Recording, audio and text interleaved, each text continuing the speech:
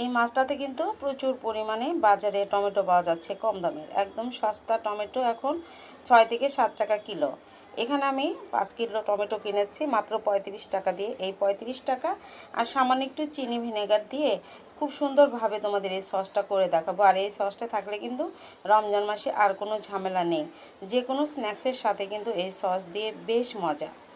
আর আজকের সসটা তোমাদের ইতালিয়ান সিজনিং সসের যে টেস্টটা, সেই টেস্টটা মানে মাথায় রেখে আমি সসটা তোমাদের করে দেখাবো। এতটাই টেস্টি হয় এই সস, কেউ খেয়ে বুঝতেই পারবে না এটা বাড়িতে বানানো, বাইরে থেকে কেনা নয়।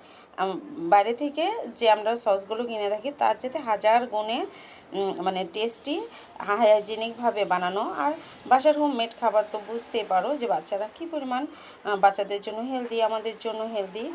তাহলে চলো দেখো, এই যে এখানে আমি 5 কিলো টমেটো কিনেছি মাত্র 35 টাকা দিয়ে। এখানে 7 টাকা কিলো কিন্তু এখন টমেটো বাজারে প্রচুর পরিমাণে পাওয়া যাচ্ছে। আর টমেটো সস মানে বানানোর ক্ষেত্রে কিন্তু তোমরা এই ছোট ছোট টমেটোগুলোই বাছাই করে নেবে, মানে খুব একটা ছোট না আবার বড় না, মাঝারি টাইপের এই টমেটোগুলো দিয়ে কিন্তু খুব সুন্দর সস হয়, একদম ভিতর পর্যন্ত টসটসে পাকা হয়, এগুলো রস দিয়ে ভরা এই সিজনটাতে। আর আর 1-1.5 মাস পরে পাওয়া যাবে টমেটো, কিন্তু ভিতরে কিন্তু শুকনা শুকনো হয়ে যাবে। আর এই দেশীয় টমেটোগুলো দিয়ে কিন্তু খুব সুন্দর টমেটো সস হয়। আমি এনেই খুব সুন্দর করে 2-3 বার ধুয়ে নিয়েছি, ধুয়ে নিয়ে তারপরে এই যে সামনের যে টমেটোর বোটাটা থাকে, বোটার অংশটা ফেলে এভাবে কেটে সামান্য পানি দিয়ে চুলায় সিদ্ধ করে নেব। এই যে কাটা হয়ে গেছে, এখন সামান্য পানি দিয়ে দিচ্ছি, পানি দিয়ে চুলায় ঢেকে সিদ্ধ করে নেব। এই সিদ্ধর সময় কিন্তু কিছুই দেব না। চাইলে তোমরা এই সিজনে কিন্তু পাকা কাঁচামরিচটা পাওয়া যায়, রসুন দিয়ে পাকা কাঁচামরিচ দিয়ে তোমরা সিদ্ধ করতে পারো। আমি এখানে দেইনি, আমার ছিল না, দেইনি, তবে ওই দুটো দিলে কিন্তু বেশ ভালো লাগে। আমি পরে মানে যখন সসটা বানাবো তখন দেবো আর কি। খুব সুন্দর করে সিদ্ধ করে ঠান্ডা করে নিয়েছি, এখন ব্লেন্ড করে নিতে হবে। আর ব্লেন্ড করে ওই যে মোটা দানার যে চালনিটা আছে ওটা দিয়ে চালতে যাবে না, একদম মিহি দানার যে একটা চালনি কিনতে পাওয়া যায় ওইটা দিয়ে ভালোভাবে চেলে নেবে। চোচা খোসা আর বিচি যেন না থাকে, সব একদম মানে শুধু রসটাই থাকবে কিন্তু এই টমেটো। আর আমার টমেটোর সসের কিন্তু টেক্সচারটা তোমরা দেখে নেবে কতটা একদম দোকানের মতো পারফেক্ট হবে কিন্তু। এই যে সম্পূর্ণ রসটা নিয়ে এবার রসুন বাটা দিয়ে দিলাম, বড় চামচের মানে টেবিল চামচের মতো রসুন বাটা দিয়ে দিলাম। সিদ্ধ করার সময় আমি দেইনি, রসুন বাটা দিয়ে এবার মানে চুলার আঁচটা জ্বালিয়ে দিয়েছি।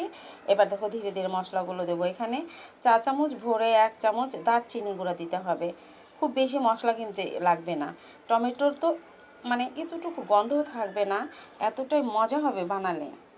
আর এখানে দিয়ে দিচ্ছি চামচ ভরে 1 চামচ লবঙ্গ গুঁড়া, আমরা যে গরম মশলার মধ্যে লবঙ্গটা খাই সে লবঙ্গর গুঁড়া। আর এখানে দেখো একটু ঝাল বেশি দিচ্ছি আমি, 3-4 চামচ আমি এখানে শুকনো মরিচের গুঁড়া দিয়ে দিচ্ছি। ঝালটা বেশি হলে কিন্তু, বাসায় বানাবো যেহেতু, ঝালটা বেশি হলে কিন্তু সসটাও খেতে ভালো লাগে। তোমাদের মুখের স্বাদ অনুযায়ী দেবে, যে বাচ্চারা খেলে ঝালটা একটু কম দিয়ে দেবে। আর এখানে পরিমাণ মতো লবণ দিতে হবে, লবণটা যদি কম হয় সসে তাহলে কিন্তু সসটা ভালো লাগবে না। লবণটা দিয়েই মানে একটু নেড়ে দিচ্ছি। আর এই যে সবচেয়ে ইম্পর্টেন্ট একটা কাজ হলো, আর চিনি দিয়ে দিচ্ছি আমি। চিনিটা তোমাদের মুখের টেস্ট অনুযায়ী দেবে, অনেকেই দেখা যায় যে চিনি একটু বেশি খায়, অনেকে একটু মিষ্টি একটু কম খেয়ে টকটক খায়, সেটা তোমাদের উপর ব্যাসেস করে। এখানে চিনি দিয়ে দিলাম আমি পরিমাণ মতো, আর লাস্টের দিকে ভিনেগার দিয়ে দিয়েছি আবারও, 1/2 কাপের মতো ভিনেগার নিয়েছি এখানে।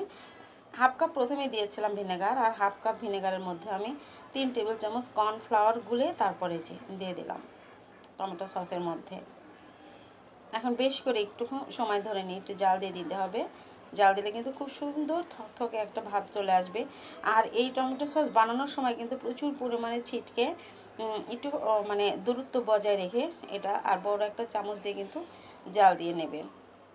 আর এই যে প্রিজারভেটিভ হিসাবে কিন্তু এই যে সোডিয়াম বেনজেটটা দিতে পারো, এটা দিলে আর কোনো চিন্তা নেই, একটু গন্ধ হবে না, কিছু না। তোমরা বাইরে রেখে 1 মাস ভরে তোমরা 1 মাস কেন 6 মাস পর্যন্ত কিন্তু এই সসটা তোমরা ব্যবহার করতে পারবে।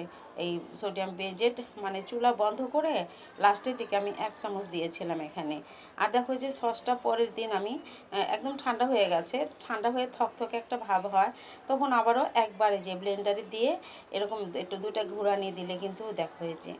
এখন দেখো টেক্সচারটা কত সুন্দর, এটা অনেকেই দেখায় না, তবে এটা করলে একদম দোকানের কেনা টমেটো সসের চাইতেও সুন্দর হয়, খুবই মসৃণ হয় আর খেতে অপূর্ব লাগে।